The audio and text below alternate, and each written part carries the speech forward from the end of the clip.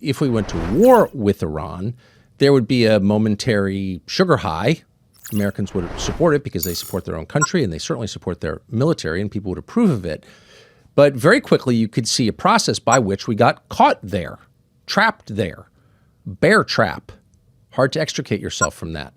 And sitting on the sidelines would be our chief global competitor, China, who would be silently nodding along with a slowly spreading grin, knowing that they were the main beneficiary of what they were seeing, of our waste of American lives and treasure, as Joe Kent said.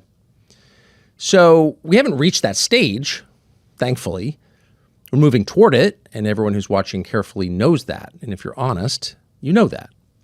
So this is a very serious moment we're in, and we're watching not just a war in Iran, but potentially a total realignment of the world and the loss, in some sense, of what the United States has globally.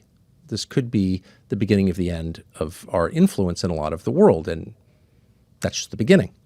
So again, that's a big deal. It's starting to dawn on people, and that leaves Joe Kent as one of the relatively few people connected to this administration who said it in public. Is that good or bad? Well, it may seem good. Of course, you want to be around people who have clarity about what's going to happen next. But in practical terms, it's bad. In fact, it's always bad.